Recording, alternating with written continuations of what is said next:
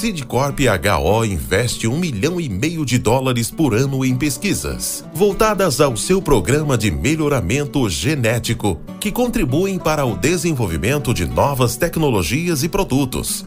Quando adquire uma semente Sidcorp HO, o agricultor pode ter a certeza de que está adquirindo qualidade, performance e produtividade. Sidcorp HO, uma empresa presente em todos os elos da cadeia de sementes. Você está no podcast Academia do Agro, dedicado à competitividade do agronegócio brasileiro, com abordagem de temas que fazem parte do seu cotidiano, trazendo dicas e sugestões para o seu trabalho. Vamos juntos!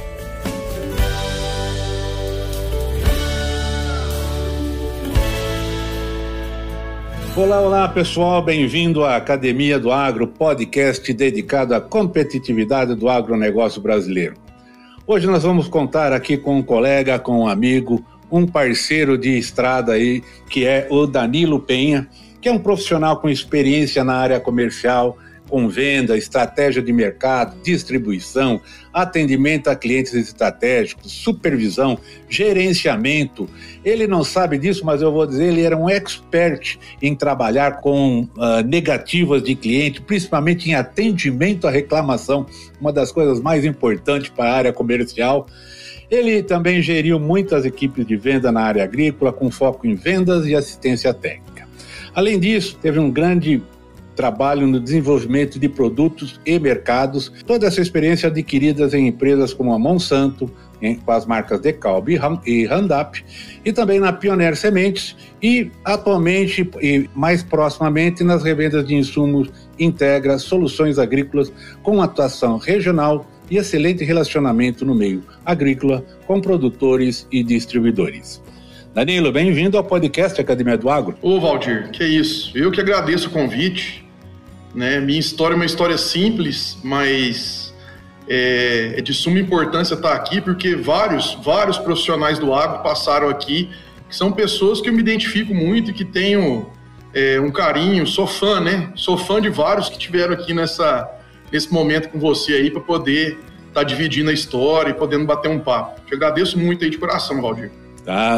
O sentimento é recíproco também, nós agradecemos a sua presença aqui, até porque o nosso podcast tem um objetivo maior, de trazer realmente bons exemplos, boas trajetórias de líderes, de empresários, de produtores rurais, de agroempreendedores. Não existe coisa melhor do que bons exemplos, de bons testemunhos, de boas dicas, né? Para que o nosso pessoal que está no campo aí possa ter um bom desenvolvimento nas suas atividades, um bom crescimento e atinja o sucesso, como muitos que aqui passaram, para não dizer todos, como você, que atingiram aí a sua maturidade, atingiram os seus objetivos, estão atingindo e construindo os seus objetivos com contribuições que não tem preço para o agronegócio brasileiro. Mas vamos lá, Danilo. Eu, como já sabe, né, eu sempre tenho uma primeira pergunta. Onde tudo começou? Conta um pouco da sua história para nós. Olha, Valdir, minha história, como de muitos que passaram aqui no podcast, eu sou de uma família pequena, uma família muito simples. Sou nascido em Tumbiara, né, sou goiano de Tumbiara, Goiás. E meu pai, a família do meu pai na década de 70 veio para o Goiás, vinda de São Paulo, porque meu avô trabalhava com algodoeira, com compra de algodão e tudo, e bem naquela época ali o estado de Goiás estava vivendo uma febre, né, da cultura do algodão, que foi na década de 70, e aí conheceu minha mãe lá em Tumbiara, minha mãe tumbiarense do pé rachado mesmo, né, meus avós, tataravós, a gente sabe que a história é da beira do rio Paranaíba ali, começou bem ali, e aí meu pai e minha mãe formou essa família, né, se casaram, tiveram meu irmão, o Leonardo. Ele é um pouco mais velho que eu, né? Também trabalha com agro, tem uma indústria em Tumbiara, passou um tempo pela Pioneer também, tudo. Ele é engenheiro agrícola, né? E tiveram eu. Então são dois filhos nascidos em Tumbiara. Fui criado lá em Tumbiara, né? Minha criação, minha mãe foi professora, hoje aposentada, né? Mas foi professora, então criou a gente exigindo muito, de maneira muito forte, mas com muito amor, né? Meu pai, chegando em Tumbiara lá na década de 70, né? Rapazote, começou a trabalhar num grupo agrícola, que é o Grupo Maeda, e entrou no Maeda ali no final da década de 70 e trabalhou por mais de 30 anos, né? Acho que 34 anos até se aposentar no Grupo Maeda, né? Então, foi um grande exemplo de trabalho, de perseverança, né? Trabalho duro, porque naquela época lá, eu lembro que começava a colher algodão, começava a colher a colheita de algodão e era 4 meses de colheita de algodão e eu ficava 4 meses sem ver um final de semana meu pai, né? Porque eu trabalhava sábado e domingo constantemente. Não na área agrícola, mas na área de logística e distribuição. Então, teoricamente, não tem como a roça funcionar sem ter logística no meio, né? Então, ele trabalhou na parte de logística, distribuição e armazenamento dentro do Grupo Maeda. Quando se aposentou, entrou na Maeda como office boy, se aposentou como gerente, né, de logística. Então, conseguiu estudar, fez administração de empresa, tudo, trabalhando muito lá no Grupo Maeda. Daí, eu passei minha juventude em Itumbiara e tudo, e por estar morando em Itumbiara, por ter meu pai num grande grupo agrícola, naquela época, talvez era dos maiores grupos agrícolas do Brasil, né? Além disso, Itumbiara, que é a região que me criei, tinha Caramuru Alimentos, que é muito forte, que é uma empresa agrícola, tinha Cargill, que é uma empresa agrícola, tinha a Pioneer Sementes, que é uma empresa agrícola. Então, assim, tendo toda essa influência, tendo uma universidade de agronomia lá, que na época era a FECAI, eu peguei e já acabei meu terceiro colegial, passando no vestibular, já entrando logo na faculdade, né? Então, estudei lá em Itumbiara, meu período aí de colegial e tudo, e depois já entrei na faculdade. Entrei muito novo na faculdade, porque eu entrei mais novo na escola, minha mãe era professora, então eu entrei na faculdade já ali com 18 anos, né? Um pouco menos, mas 18 anos, acho que no meio do ano, eu fiz 18 anos em maio, entrei na faculdade, foi o último vestibular de meio de ano daquela época. E me ingressei na faculdade. Daí, nesse período de faculdade aí, aconteceu muitas coisas muito legais na minha vida, né? Quais foram elas? Nesse período aí, eu servi o tiro de guerra. Então, fui militar lá durante um ano, servi num TG, que em Itumbiara tinha um TG, né? Fui milico. Estudando, né? Estudando e servindo o tiro de guerra ao mesmo tempo. Foi muito bacana. Outro ponto que nessa época aí, meu pai sempre fez muito esporte, e eu e meu irmão sempre fez muito esporte, então nessa época aí, foi uma época que eu me dediquei um tempo bom aí com o esporte do jiu-jitsu, né? Então, eu consegui ser patrocinado pela faculdade, fui, assim, por ano eu ia em 12, 13 campeonatos no ano, foi um aprendizado e tanto essa parte de esporte na minha vida, e ao mesmo tempo, logo quando eu acabei meu segundo período de faculdade, por amizades do meu pai, em Itumbiara e tudo, meu pai conseguiu um estágio para mim na Pioneer Sementes, né? Bem no final do meu segundo período de faculdade, foi no final do ano de 2000, aonde meu pai, por conhecimento com o Carlos Raup e tudo, conseguiram me ingressar lá no meu período de férias, né? Meu período de férias. Ali foram 2 meses que eu respondi direto pro Carlos Raup, dentro da pesquisa, passando, vendo o dia a dia mesmo, né? Eu lembro que eu ia a pé pro ponto de ônibus, pegava o ônibus lá 15 para 7 da manhã, junto com a turma, né? Porque a pesquisa tem muita mão de obra humana, né? Para você conseguir ali fazer os parent test, plantar os plots e etc. Avaliação, tudo, né? Então a gente ia com a turma, no final do dia voltava no ônibus com a turma de novo. Eu era estagiário, mas andava com os safristas, né? Naquela época a gente falava muito sobre safrista e tudo. Mesmo no trabalho do dia a dia ali, no operacional do dia a dia, além disso, o Raup sempre gostava de ensinar a gente, pelo menos, as diretrizes de um programa de pesquisa. Então foi muito interessante aquilo para mim. Eu acabei ali aquele período de estágio, no final do meu segundo período, já pedindo para voltar logo depois. Então o Raup deixou eu voltar, então eu fiz mais 3 estágios na pesquisa. Então, teoricamente, assim, eu passei um final de ano, um meio de ano, final de ano e um meio de ano. Ali tive muito contato com o Elcio Alves, que é um fitopatologista fantástico, muito contato com o Ica, com o Bisinotto, com o Cisney, com vários safristas aqui que ficaram mais de 25 anos trabalhando na pesquisa, né, lá na Fazenda Santa Maria de Baixo, município de Itumbiara. E aquilo ali me mostrou muito, assim, me ensinou muito sobre conduta e postura. Né? Quando você é novo, você não tem 100 exemplos, né, vividos, talvez para você conseguir aprender sobre uma postura, uma conduta de um profissional, né? A faculdade não te ensina isso muitas das vezes, você tem que aprender isso no dia a dia, lá no campo mesmo. Então me ensinou muito, né? Quando eu terminei meu 4º estágio na pesquisa, Eu falei, cara, eu queria agora que eu tô aqui, lá em Itumbiara tem a UBS, Unidade de Beneficiamento de Sementes, eu queria participar um pouco da produção de semente. Falei com o Ralph passou a mão no telefone, lembro como se fosse hoje, Valdir, ligou pro Evandro Georg, na semente básica, falou, Evandro, tem um cara aqui, fez estágio conosco e tudo, ele vai agora voltar ao período de faculdade, né? Eu já estava indo pro meu 7º período. Ele vai voltar pro período de faculdade agora e tudo, e aí ele queria arrumar um estágio aí na produção de semente certificada, né? No seu caso aí é básica e tudo.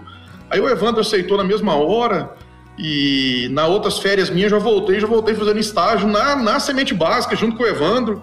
Ali eu passei mais 2 períodos de férias meus junto com o Evandro e conheci muita gente dentro da produção que eu não conhecia. Eu ficava só lá na pesquisa, né? Na fazenda.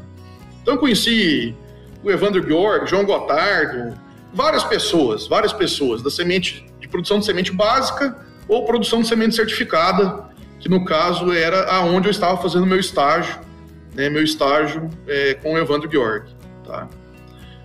Ali eu tive contato, andando nos campos, com contratação de campo de semente, com contratação de pessoas, né? Naquela época lá, 2003 era tudo despendoado, praticamente tudo na mão, não tinha as cutter, que eram as máquinas, né? Então assim, a gente via lá 4, 5 ônibus de gente parando num pivô, e aquilo ali, aquela multidão, coletando pendão a pendão, porque tinha que ter 99,99%, e aí eu participava das contagens para avaliar se eles tinham arrancado os pendão mesmo, então foi uma coisa muito forte na minha vida também.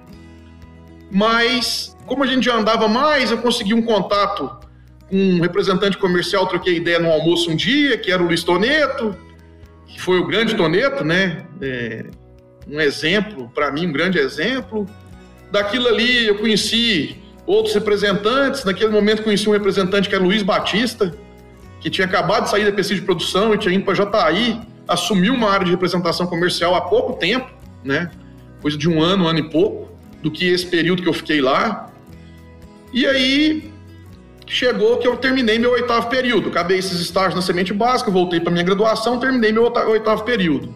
Naquela época você tinha 4 anos, 8 períodos em sala de aula e 1 período era estágio supervisionado. Então você saía para o campo, era muito bacana. Hoje eu acho que nem em graduações de agronomia não tem isso mais, né? Mas naquela época tinha o estágio supervisionado. Você tinha que sair, eu acho que 360 horas, você tinha que sair e voltar e fazer sua monografia naquilo, né? E aí eu, fascinado, cara comercial, pedi um estágio pro Luiz Batista. E o Luiz falou, não, vem pra Jataí trabalhar conosco aqui e tudo. E aí eu fui pra Jataí em 2003.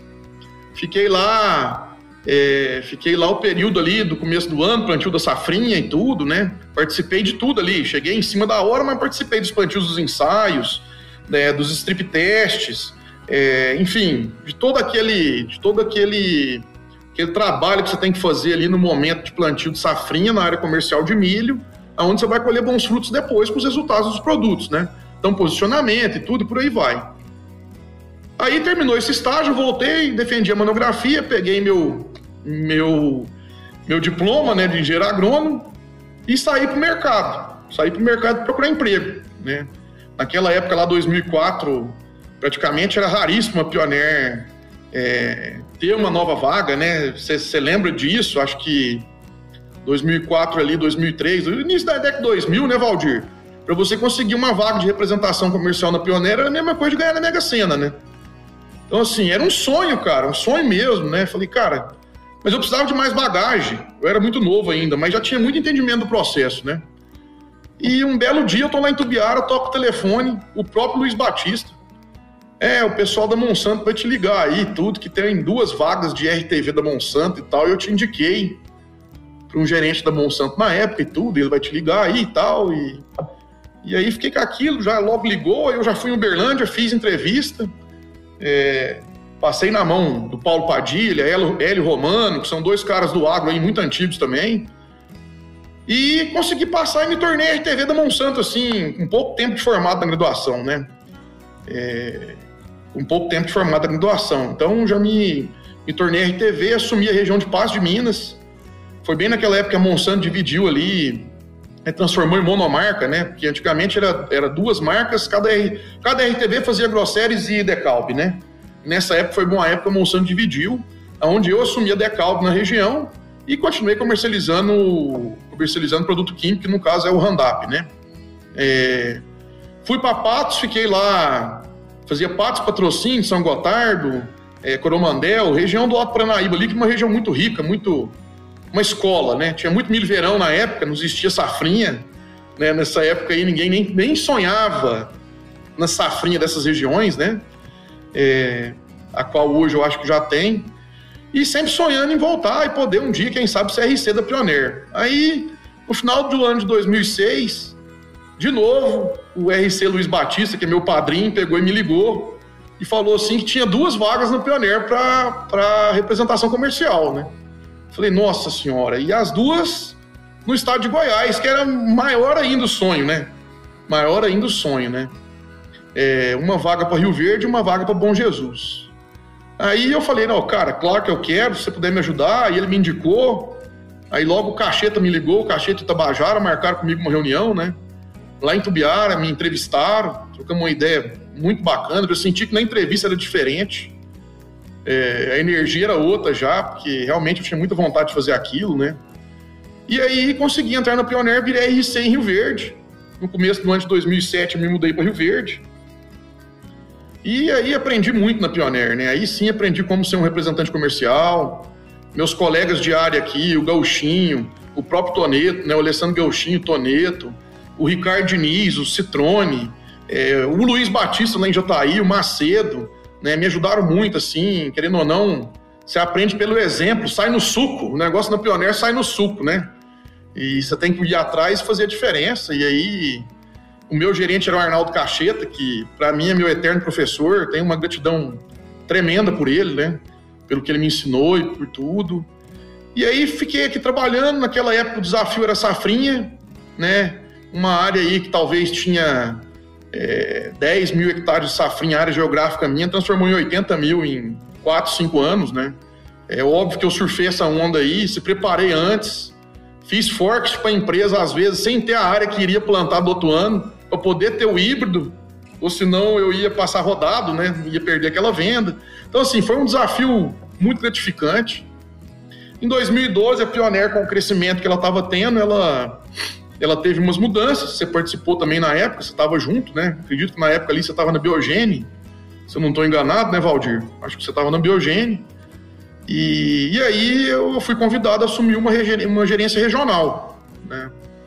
No lugar do Arnaldo Cacheta. O Arnaldo Cacheta subiu para gerente de área, fazendo Goiás OMS, e eu assumi uma regional no estado de Goiás, me mudei para Goiânia, e aí foi outra enxurrada de aprendizado na minha vida, né?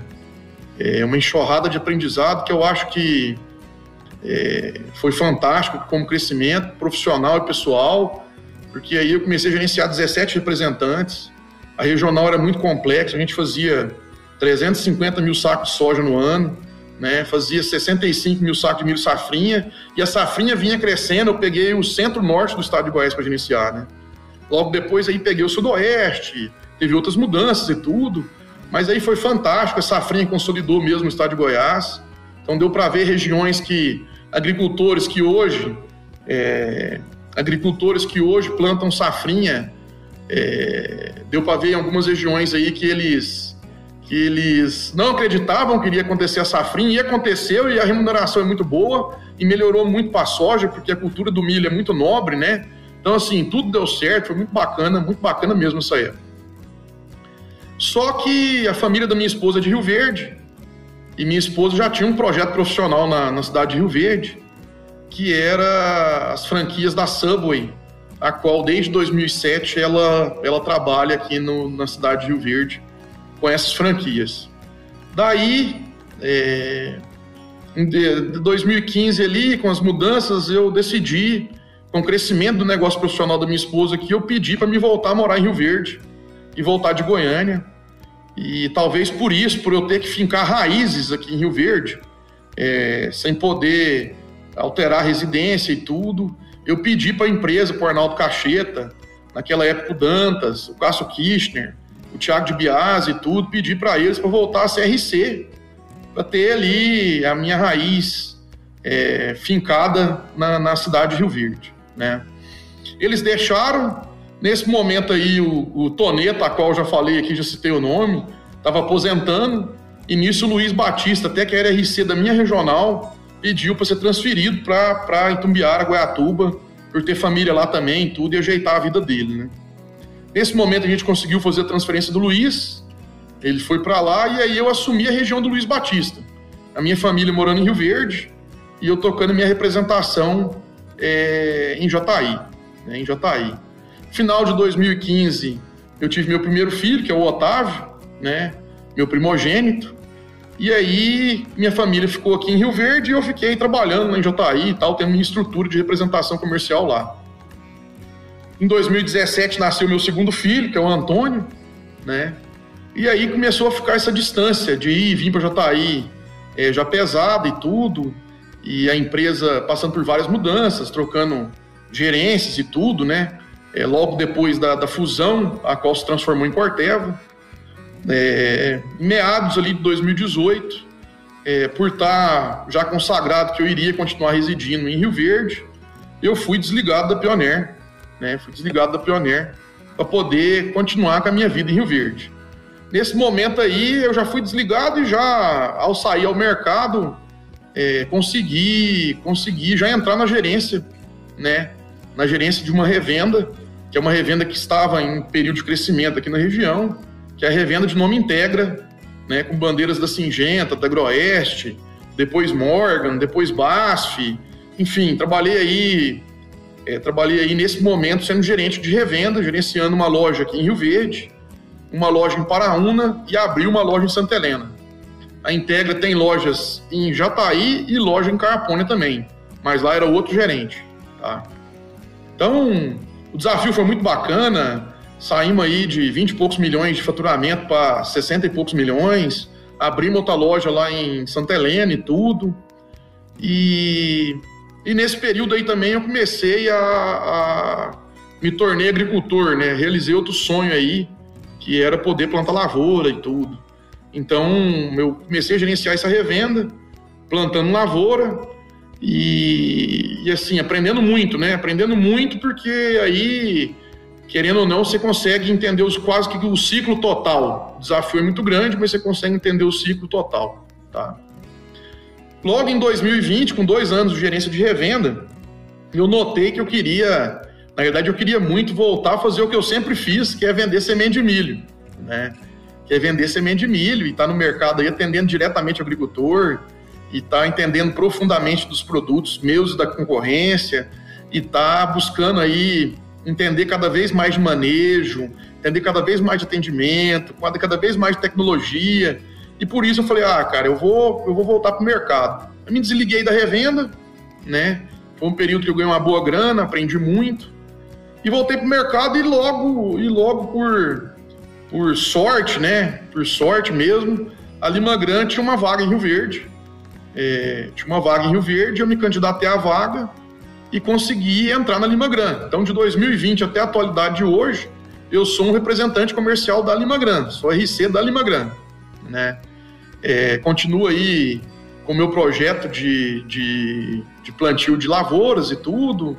Tem meu projeto de eucalipto também, que é uma coisa que já tem mais de 10 anos que eu estou no mercado, né? Então, assim, consigo com tudo isso conciliar a minha vida profissional com a minha vida pessoal, com a minha família, meus projetos paralelos e tudo, né?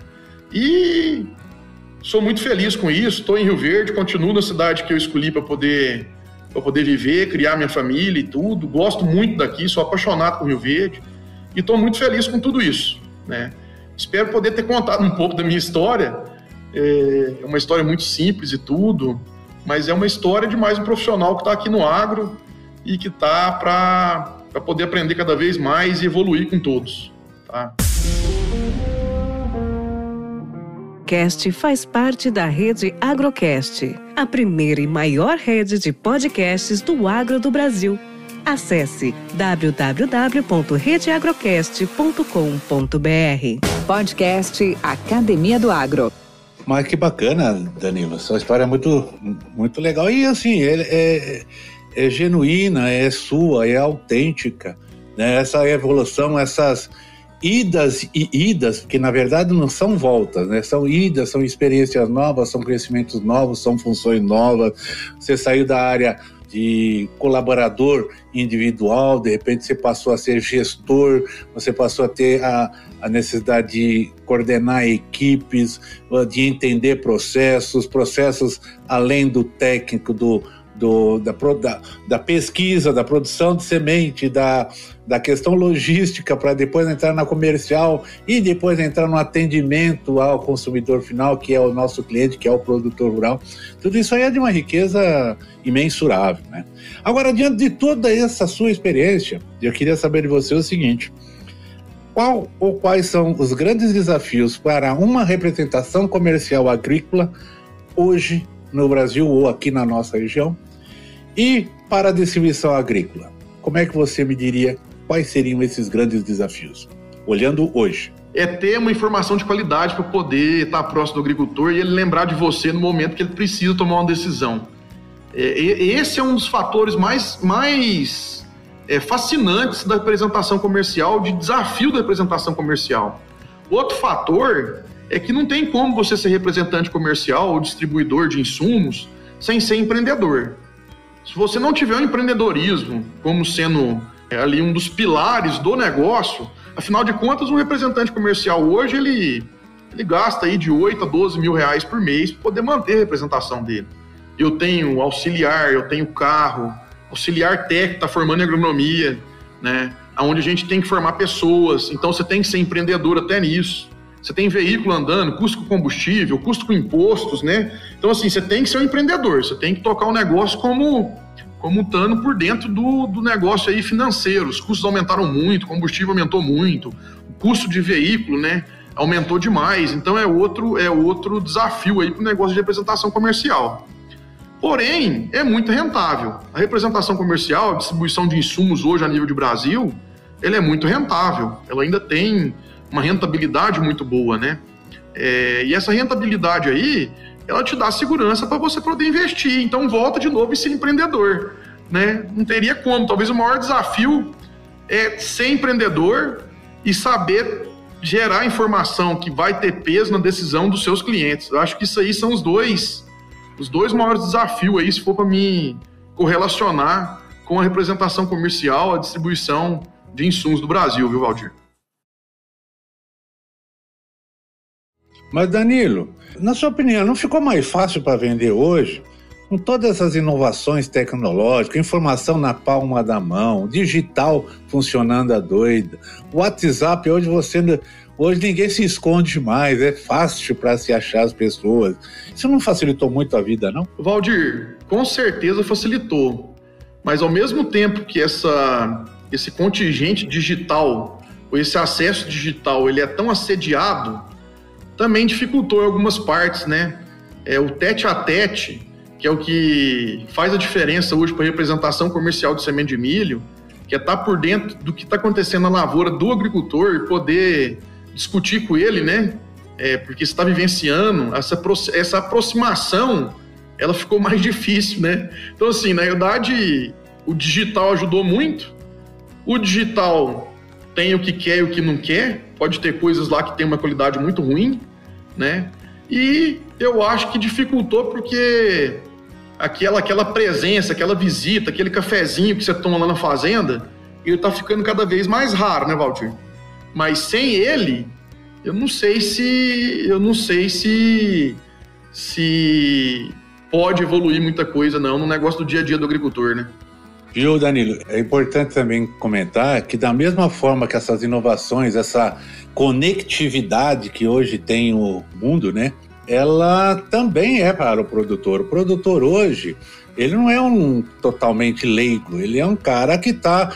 Se você bobear, se o vendedor, o representante comercial chegar lá, ele corre o risco de já chegar atrasado com as informações, porque hoje o produtor também está conectado, está muito bem informado. E aí vem uma discussão, por isso uma pergunta para ti, né? que hoje, mais do que um vendedor, tirador de pedido, um cara convencional, que vai lá, sempre está tomando chimarrão com o seu cliente, ou tomando aquele cafezinho, ele tem que ter conteúdo e ele tem que estar lá para resolver e oferecer soluções e benefícios para esse produtor. Então, acabou-se a venda simplesmente pelo menor preço, pela melhor condição, por maior prazo, pela simpatia, pelos seus lindos olhos verdes. Acabou isso. Hoje nós temos que ter vendedores consultivos. Tá. Mas e aí?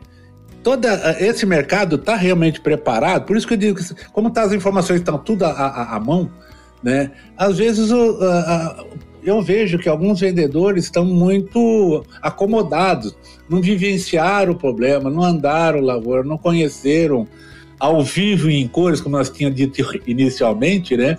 Essas adversidades, né? E de repente, será que ele tem condição de ser esse vendedor consultivo? Valdir, hoje essa qualidade de informação aí, ela é muito séria a nível de campo, né? É o que eu acabei de falar. Talvez você tenha muito... Você pode estar levando um fake news pro Exatamente, cara, né? Exatamente. E aí que tá o fascínio dele, o fascínio do agricultor é você conseguir ir numa lavoura de soja e ver o estágio que ela tá, estágio fenológico, entender o que ela precisa naquele estágio fenológico ali, na lavoura dele, aonde você vai lá levar informação para ele, né? Eu acho que isso aí fascina muito mais do que só ficar vendo o que tem de informação diariamente aí em vários blogs ou em vários sites, né? Na verdade, assim, a verdade está na roça. E a roça, ela mostra muito. Você vai poder falar muito mais com o cliente seu, tendo entendimento da roça dele, do que está acontecendo dentro da propriedade dele, né? De maneira sucinta, de maneira aceitável, de maneira sistemática, porque cada um tem uma sistemática diferente, né? Cada agricultor é um ser humano, então você tem que entender a sistemática dele para poder levar essa informação para ele. Mas essa informação aí hoje ela é mais valiosa do que qualquer informação de site ou do que você consegue ali, tá na mão, né? Tá na mão. Então, assim, tem que ter muito cuidado com isso, sabe? Muito cuidado com isso mesmo. Por exemplo, agora na safrinha, a gente tem um problema sério aí de sugadores na cultura do milho e isso aí vem aumentando cada vez mais. Então, você ter uma noção de uma contabilidade de plantas que foram atacadas por percevejos, ou barriga verde, ou percevejo marrom, e entender que aquilo ali já teve com a planta em V4, V5, você já consegue olhar esse ataque a campo, né? Você já consegue ver o sintoma a campo.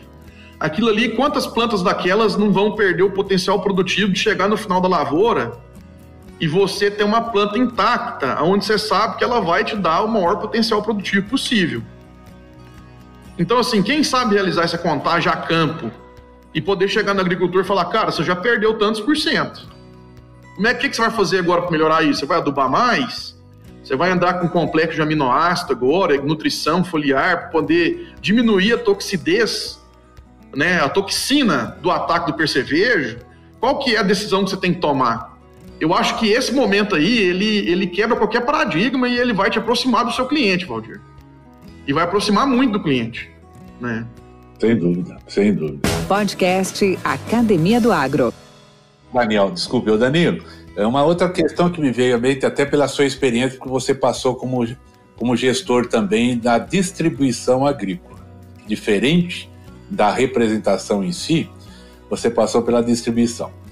Hoje, desde 2015, um pouquinho antes até, você já vivenciou isso, e você foi refém disso, como eu também fui, começou a haver uma aglutinação maior de negócios, um aumento maior da grandeza, né, dos grandes distribuidores, agrodistribuidores no mercado, fundos de investimento chegando, fundos japoneses, chineses, israelenses, americanos, alemães, e aí hoje nós temos um adensamento na área de distribuição e, por outro lado, as empresas, principalmente de insumos, também partiram muito para a venda direta, para a venda sem o intermediário, o importante intermediário que é a distribuição.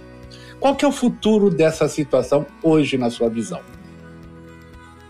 As pequenas revendas ou distribuidores perecem ou permanecem? Valdir, eu acredito que as pequenas revendas que não se iniciam agora, que talvez são até muito mais velhas do que os grandes grupos que se formaram nos últimos 7, 8 anos.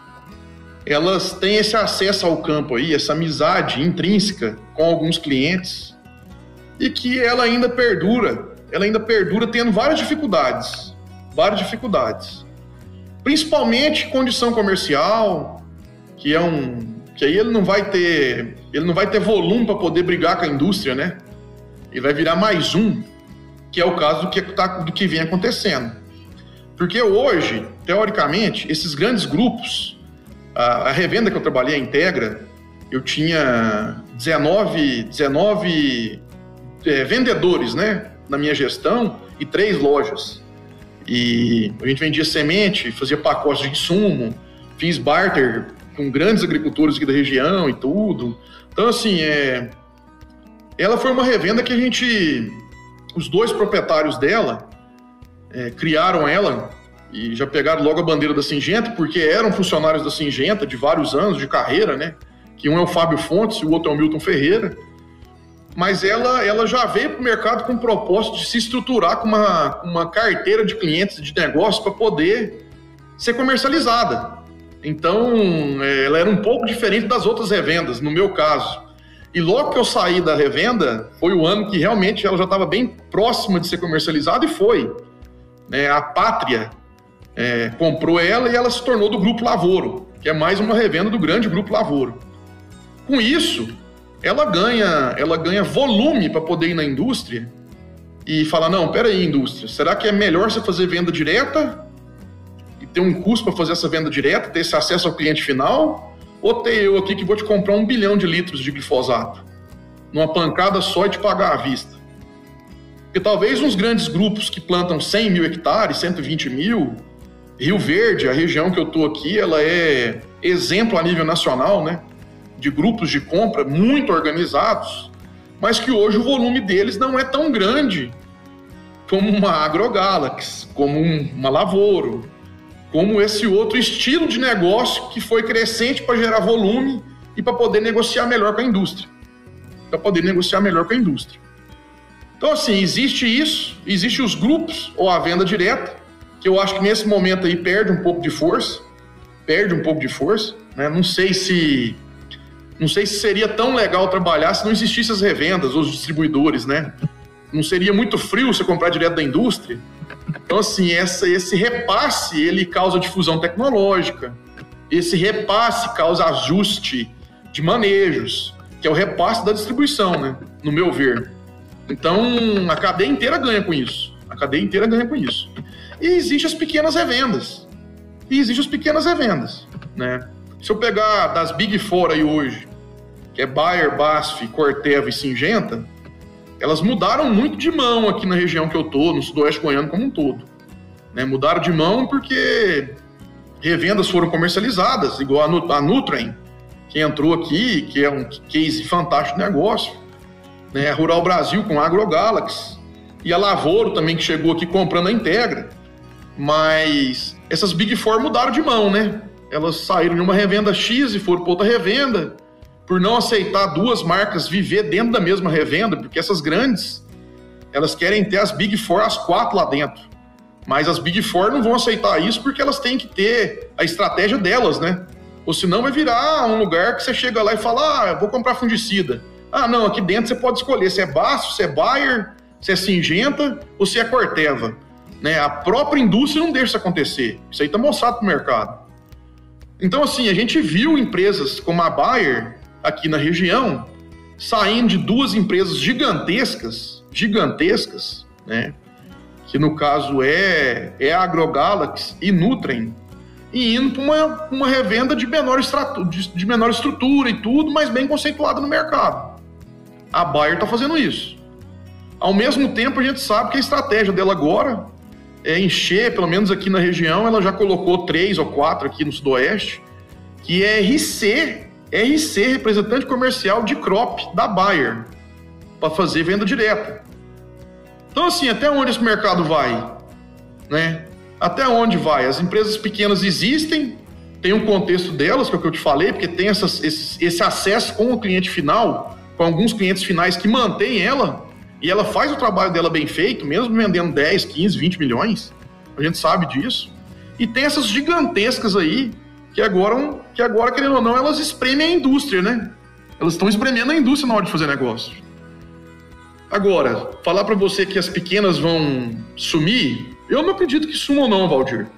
Eu acho que tem um espaço delas ainda. Eu também concordo. Eles têm aquele famoso fenômeno da capilaridade, da proximidade, não é? Isso. Não é simplesmente grandes negócios, porque quem é que atende o pequeno, o médio, quem é que atende a pontualidade, a emergência, a necessidade pontual, quem é que oferece, como você disse, as extensões de assistência técnica, assistência presente, que vai buscar soluções até fora do seu negócio para poder atender esse cliente. As pequenas fazem isso. Fazem muito bem isso. E fazem muito bem isso. Fazem muito bem isso. Danilo, e o que você faria diferente se estivesse começando hoje novamente?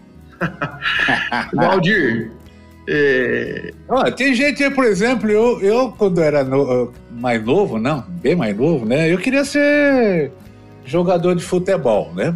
E não tive categoria para isso, nenhuma, para poder atingir, né? Malemar foi um zagueirão, daquele zagueiro raiz, imponência, né? Imponência por ser grandão você sempre teve, né? Imponente por ser grande você é, né? Então acaba indo pra zaga, né? Exatamente. Então, mas hoje, o que você, se você pudesse hoje fazer algo diferente do que você fez até hoje, você teria alguma, não frustração, não é isso, mas você faria alguma coisa diferente? Valdir, quem me dera eu poder responder essa pergunta, viu, Valdir? Porque as coisas aconteceram na minha vida de maneira tão natural, de maneira tão fluidas, que eu não tenho nem como hoje, eu estaria sendo desonesto comigo mesmo, falando, eu faria talvez isso ou aquilo diferente. Eu acho que tudo que aconteceu na minha vida foi para melhor, foi para me crescer. Até hoje eu estou aprendendo e acho que vou aprender muito mais. Os grandes exemplos que eu tive na minha casa, com meus pais, meu irmão, avós, tios, primos, né? Amigos do esporte, no caso do jiu-jitsu, do tiro de guerra lá de Tumbiara que eu servi.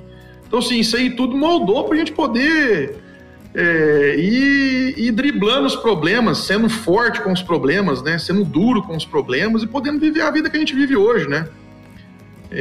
Então, eu não posso falar que eu faria alguma coisa diferente. Eu acho que, se eu pudesse, eu faria tudo igual, né? E com mais amor ainda pelo trabalho, com mais vontade de crescer, que eu acho que é fundamental na vida da gente, né? Aí, Danilo, ok.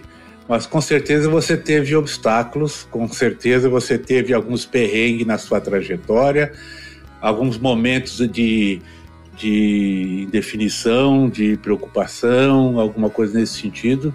Nós estamos falando da sua trajetória profissional. Lógico que algumas coisas pessoais também podem afetar, né, essa situação.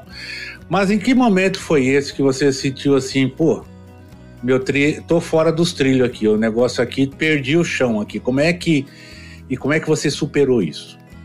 Você teve esse momento, algum momento desse tipo? Na realidade, assim, eu aceitei a gerência da Pioneer de maneira muito empática pela situação, né? Tendo empatia pela situação que a empresa estava de crescimento e que poderia aí contribuir com isso e aprender junto disso. Então eu fiquei esses 3 anos em Goiânia.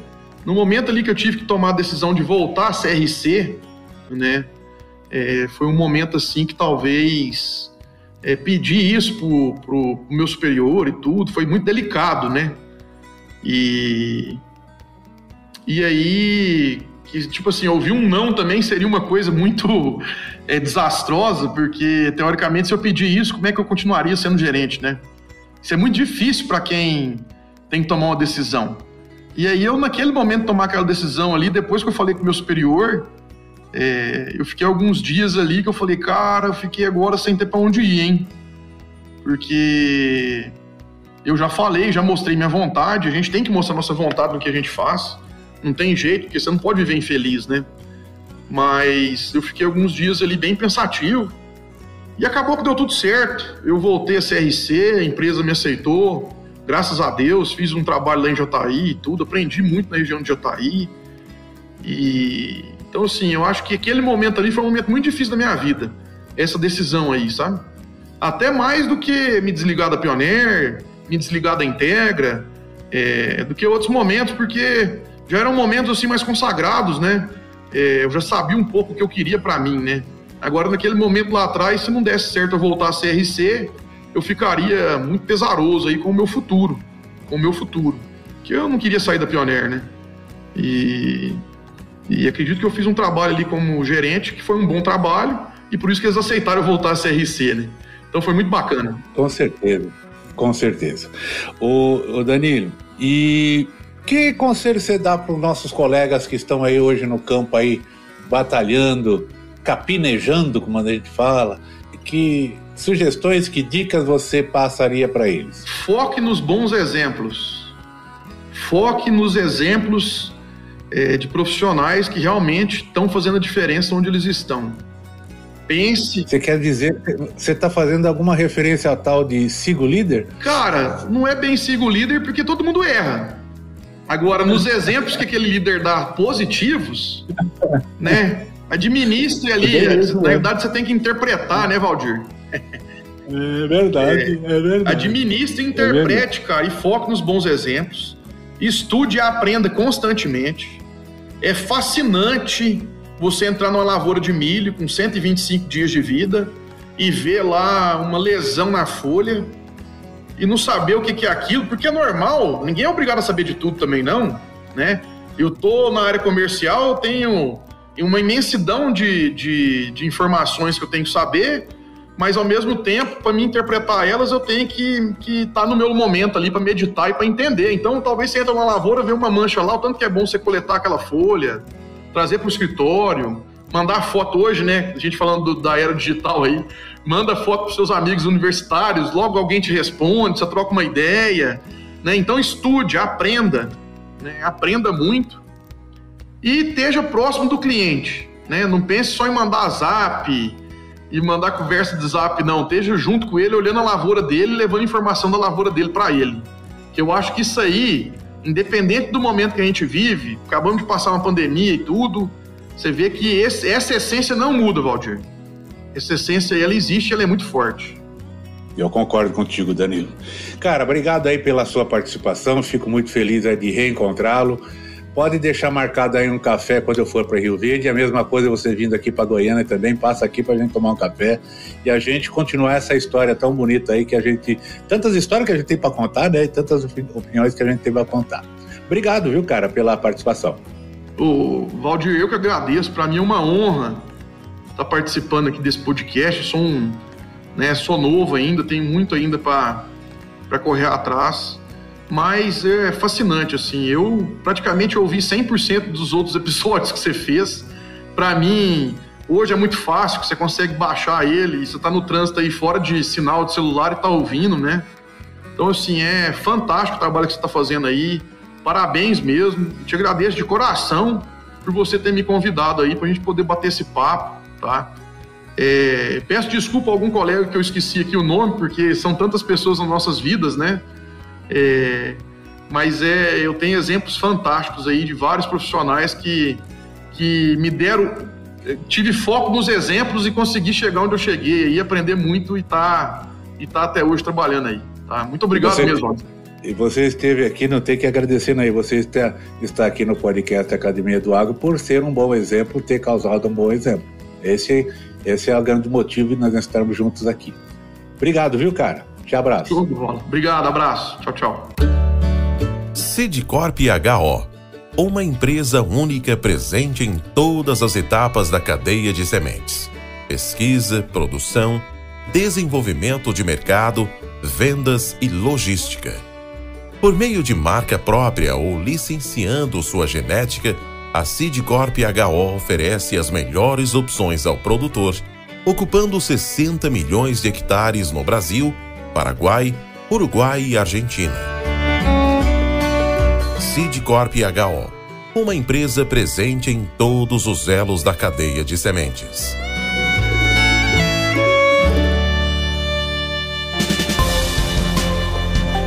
Mentes brilhantes incentivam outras. Crônicas do Agro. com seus especialistas e líderes comentando, opinando e analisando diversos assuntos através da sua ótica e de sua experiência. Seja você o fator multiplicador. Boas práticas, boas ideias.